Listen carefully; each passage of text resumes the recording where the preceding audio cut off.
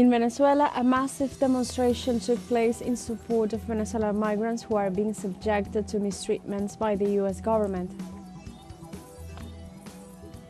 In Havana, Cuba, the second day of the fourth edition of the international colloquium Patria, dedicated to the 20th anniversary of the news multi-platform teleSUR, moves forward. And at the United Nations Security Council, Palestine called to stop the new wave of aggressions perpetrated by Israel against its territory. Hello and welcome to From the South. I'm Alejandra Garcia from teleSUR Studios in Havana, Cuba. We begin with the news.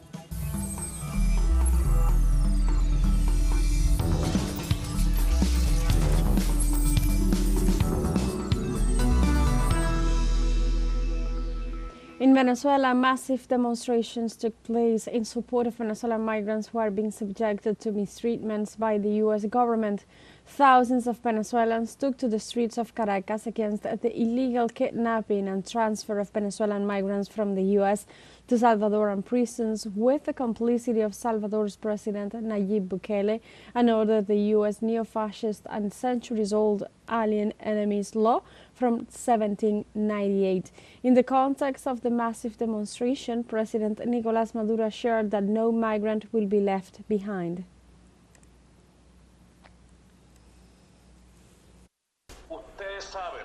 You know that God, with the favor of God and the support, everything that we can do to rescue our children who are not criminals, they're innocent. They're boys and girls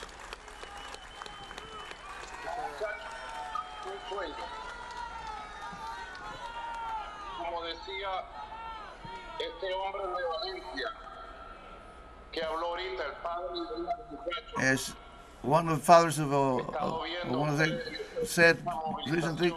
We have been watching this huge demonstration of dignity and purity.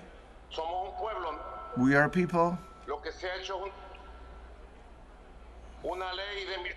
but there is a law from 1798 to declare them criminals and alien enemies.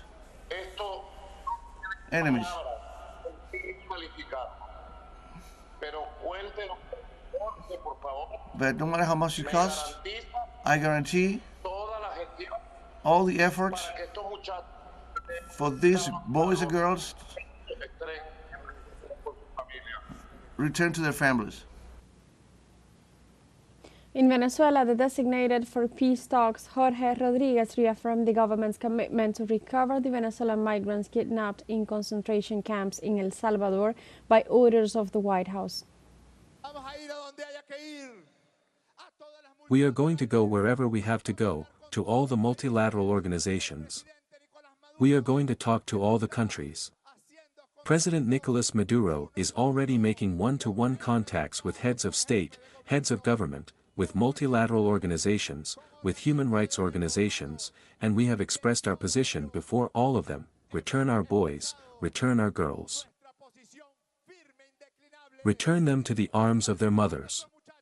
Return them to the arms of their fathers. Return them to their homes. Return them to the table of their kitchens and dining rooms. Return them to their arms. Here we are waiting for them, and we will not rest until they are rescued.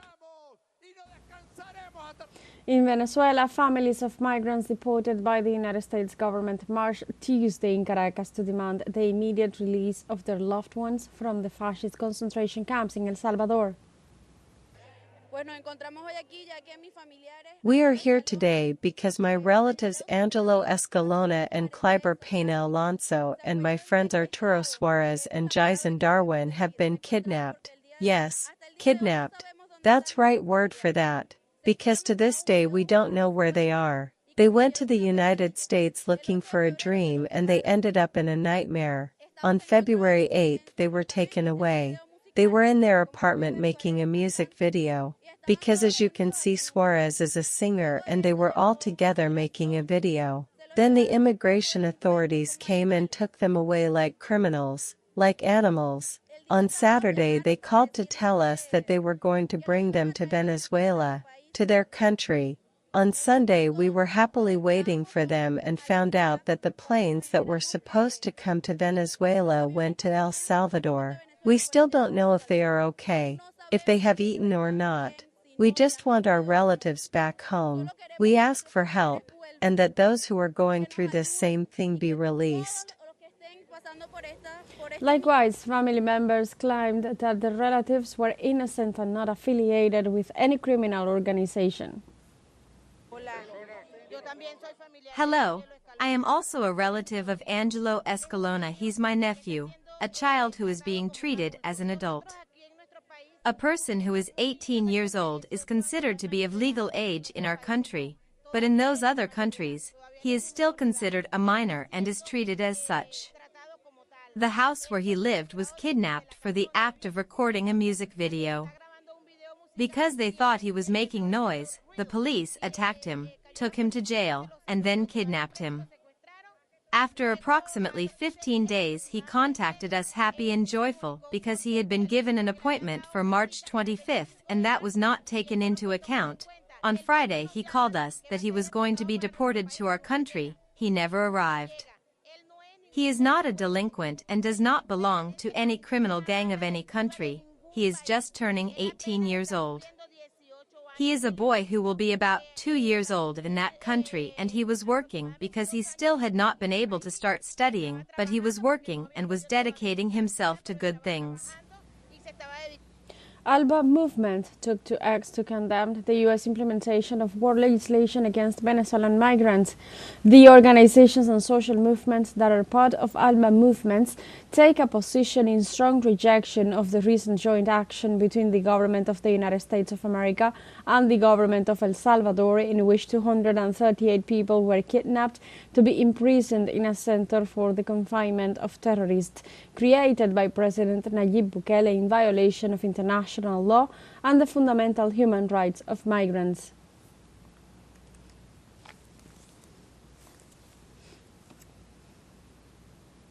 On Tuesday, the American Association of Jurists denounced the application of laws by the U.S. government that are violating the human rights of Venezuelan migrants.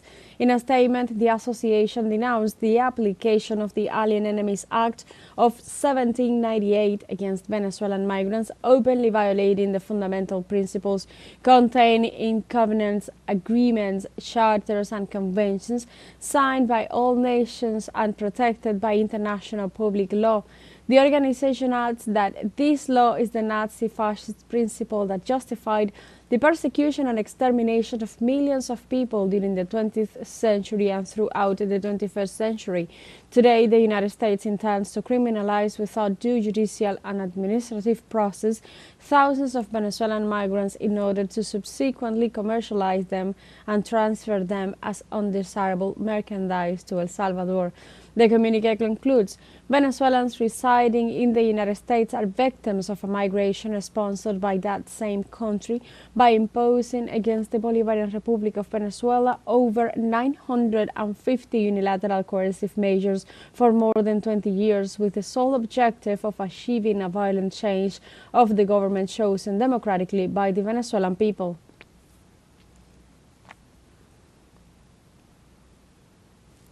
And now we have a short break coming up, but first remember you can join us on TikTok at teleSUR English, where you'll find news in different formats, news updates and more. We'll be right back, stay with us.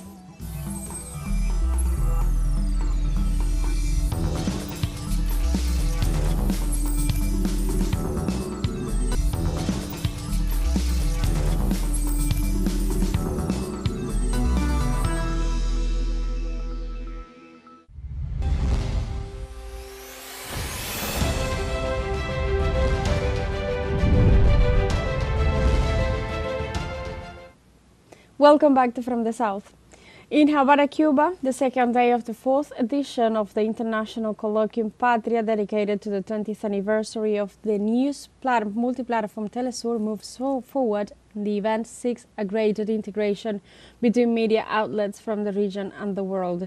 Venezuelan Minister of Communications Freddy Ñáñez opened the second day of activities with a conference From Propaganda to Cognitive Warfare, Strategies of Resistance and Construction of Informative Autonomy, and then continued with a dialogue, Culture, Communication and Geopolitics, Music as the Power of Destabilizing Processes, which was inspired by the documentary Soundtrack to a Coup d'etat by Belgian Johan Grimmpress.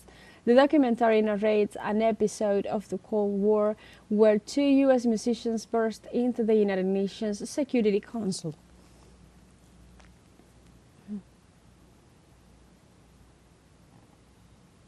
During his speech at the Patria International Colloquium in Cuba, Venezuelan Communications Minister Freddy Ñáñez stated that ideology is based on the manipulation of human desires. Con los medios de comunicación with the media that existed up to that time, and that developed during the 20th century, propaganda imposed itself as the true ideology. An ideology that appealed not to the conscious side, but to the unconscious side, to the side that states precisely that ideas and everything produced by the human being has a foundation in desires, that is, in the manipulation of desires. Had to be seen directly as ideology itself, not ideology, as we have thought of it, which is a system of ideas that are inoculated and imposed from the direct point of view, but everything that is sublimated or constructed even outside of language itself. In Panama, members of the People United for Life Alliance marched this Tuesday to demand the repeal of the recent approved Bill 163 on the Social Security Fund. The demonstrations will take place as of 4 p.m. local time and will go to the National Assembly to reject the government's project. Likewise, during the March 19th and 20th, leafleting, picketing and partial road closures will take place throughout the country as a measure of pressure against the executive and parliament. In this sense, several social movements denounced that with the new law, the government intends to steal the resources of the Social Security Fund and hand them over to the banks and private pension administration companies.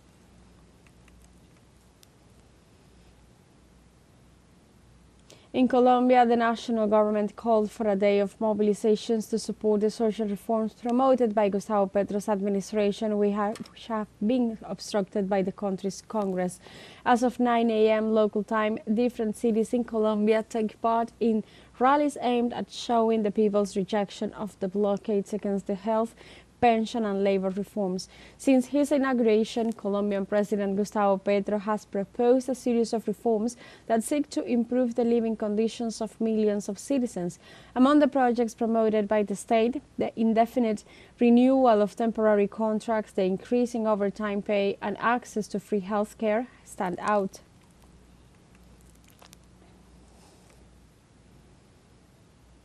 In the United States, the New York Supreme Court filed a class action lawsuit against the crypto scam Libra promoted by Argentinian President Javier Milei.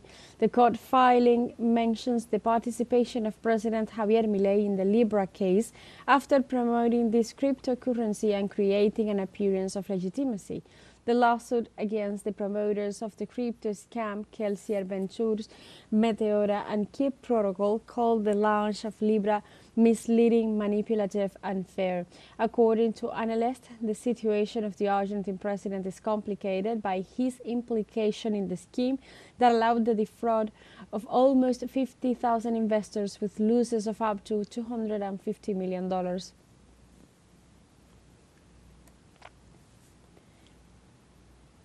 Now we have a second short break coming up, but before we invite you to visit our Facebook page at teleSUR English, there you'll be able to watch our top stories, special live coverage and much more. Follow our page and activate the notification button to stay up to date on the world's most recent events. Fun a short break. We'll be right back.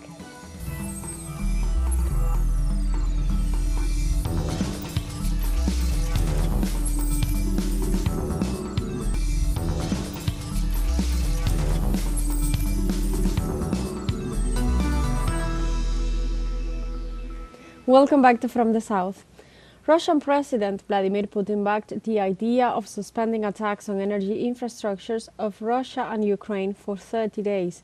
The decision was announced by the Kremlin after the Russian leader held a telephone conversation with U.S. President Donald Trump. During the dialogue, Putin maintained his position to seek the way to peace. The Russian president assured that the lives of the Ukrainian military in the Russian Kursk region will be respected as long as they surrender and cease fighting. Putin stressed that the key condition for ending the conflict is a cessation of military aid to Kyiv and the opening of dialogue.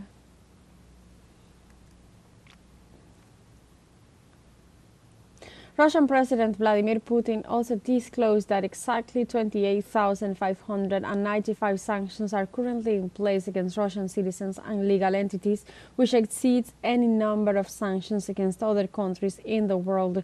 During his speech at the plenary session of the Congress of the Union of Industrialists and Entrepreneurs of Russia, the president stated that in spite of the large number of Western coercive measures, national companies have been able to adapt and continue their activity.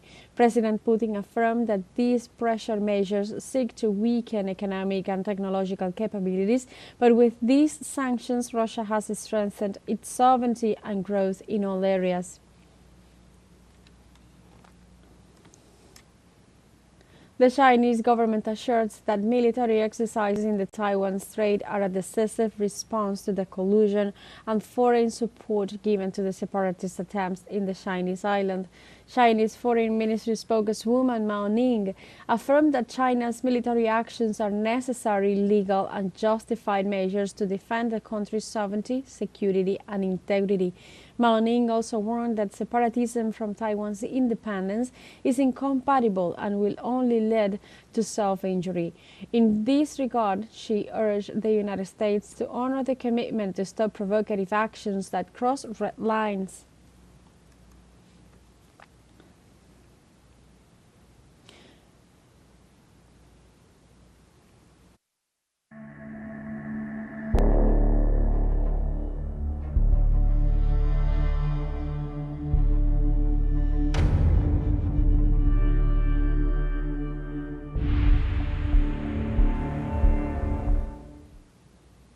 At the United Nations Security Council, Palestine called to stop the new wave of aggressions perpetrated by Israel against its territory.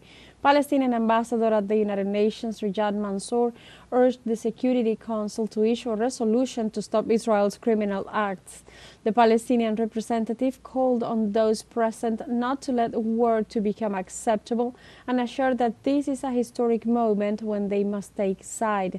Russia, in turn, criticized the Israeli offensive and stated that these actions have put the international community in a climate of uncertainty. For his part, China's representative called on Israel to cease its violations of international humanitarian law and its collective punishment of civilians in Gaza.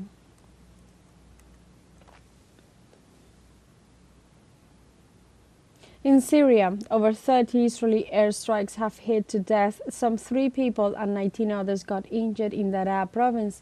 The Syrian Civil Defense Ministry noted that 4 children, a woman, and 2 volunteers of its corps had been among the wounded. Likewise, the Daraa governorate unfolded that Israel attacked the military residential compound in Isra city and its headquarters in Daraa province, some 100 kilometers south of Damascus. Lately, satellite images showed the Israeli occupation forces have pitched 7 new military sites in border areas stretching from Mount Hermon to Tel Qudna Hill in the south.